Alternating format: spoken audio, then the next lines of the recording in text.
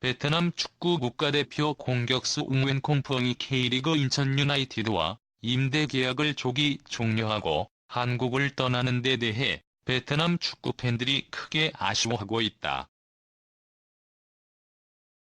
콩푸엉은 인천에서 좋은 모습을 보여주고 싶었지만 그렇지 못해 아쉽다며 구단이 나보다 더 훌륭한 외국인 선수를 영입하길 바란다고 말했다. 이어 인천이 잘 되길 항상 응원하겠다. 인천에서의 추억을 잊지 못할 것이다. 나 또한 더 좋은 선수가 되기 위해 나아갈 것이라고 했다. 콩푸엉은 인천에서 딱 9경기를 뛰고 무득점으로 이별했다. 그 9경기에서 콩푸엉은 결국 강렬함을 심어주지 못했기에 아쉬운 이별을 하고 말았다. 인천은 2일 콩푸엉이 인천을 떠나게 됐다. 우리 구단은 유럽 무대로의 새 도전에 나서고 싶다는 콩푸엉 본인의 의사를 받아들여 상호 합의에 따른 임대 조기 종료에 합의했다고 밝혔다. 2월 14일 축구계에 큰 주목을 받으며 인천에 입단한 콩푸엉은 예상보다 일찍 K리그 1 도전을 마치게 됐다. 웅웬 떠난 FCHAGL 구단주는 이번 시즌 인천 유나이티드가 3명의 코치진을 교체해 더 이상 콩푸엉이 설 자리는 없게 됐다고 계약 종료의 이유를 밝혔다. 169cm의 단신임에도 베트남 메시라고 불릴 정도로 개인기가 뛰어난 콩푸엉은 박항서 감독의 수제자로 꼽히는 선수로 임대 기간은 당초 1년이었다. 콩푸엉이 베트남의 최고 인기 선수였기 때문에 그의 한국 진출은 베트남인들에게 큰 관심사였다. 그의 출전 여부 등 일거수일투족이 베트남 언론에 보도될 정도였다. 그런 만큼 한국에서의 선수 생활을 일찍 끝낸 데 대해 베트남 축구 팬들은 큰 아쉬움을 나타냈다. 콩푸엉의 조기 임대 종료 소식이 전해지자 베트남 축구 팬들은 SNS상에서 한국에서 성공을 거둘 것으로 기대했는데 서운하다, 결과가 좋지 않아 안타깝다, 적응을 못한 건가 등 대부분 아쉽다는 반응을 보였다. 베트남 언론 VN 익스프레스는 그동안 14경기에 출전해 352분밖에 뛰지 못했으며 슈팅 수는 3개에 그쳤고 1일 마지막 경기도 벤치에서 대기로 마쳤다고 보도하며 아쉬움을 나타냈다. 이 매체는 그러나 콩푸엉이 짧은 기간이었지만 팀 내 인상을 남겼고 해설자들로부터 칭찬을 받았다며 콩푸엉의 인천 선수 생활이 마냥 불운하고 암담했던 것만은 아니었다는 평가로 아쉬움을 달랬다. 박항서 감독이 이끄는 베트남 국가대표팀 간판 공격수로 알려진 콩푸엉은 올 시즌 1년 임대로 인천에 입단했다. 하지만 좀처럼 출전 기회를 잡기 어려워했고 인천도 안데르센 감독에서 유상철 감독으로 바뀌는 등 성적 부진 등으로 콩푸엉에게 기회를 주기 어려웠다.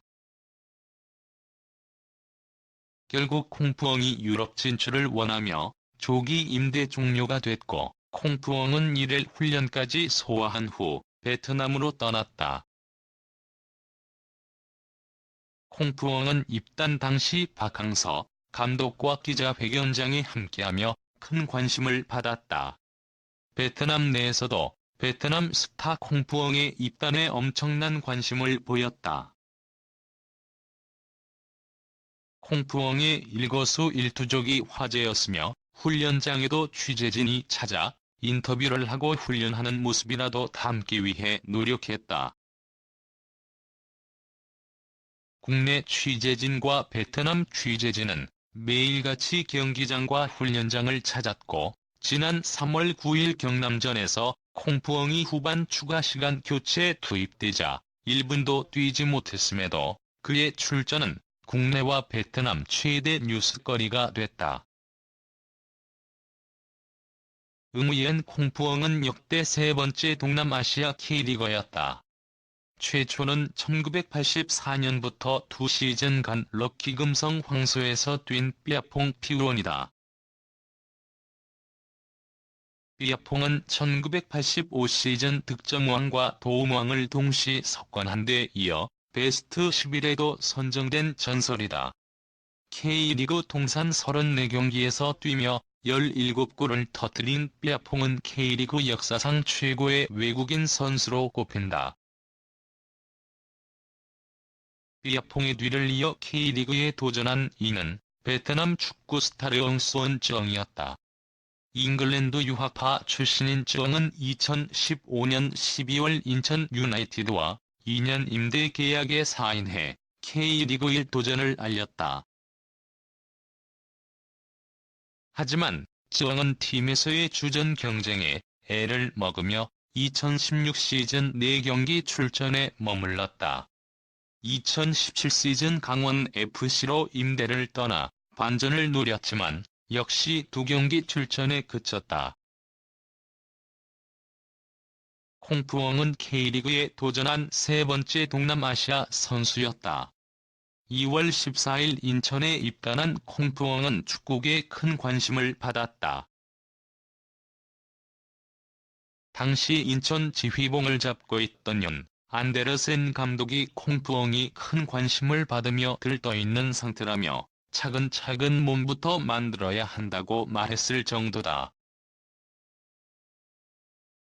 나는 너에게 좋은 하루 보내길 바래. 동영상이 마음에 드시면 구독 부탁드립니다. 3월 16일 상주 원정이 제대로 된 콩푸엉의 K리그 데뷔전이었다. 후반 20분 교체 투입돼 약 25분여를 뛴 콩푸엉은 역습에서 분명 위협적인 모습을 보였다.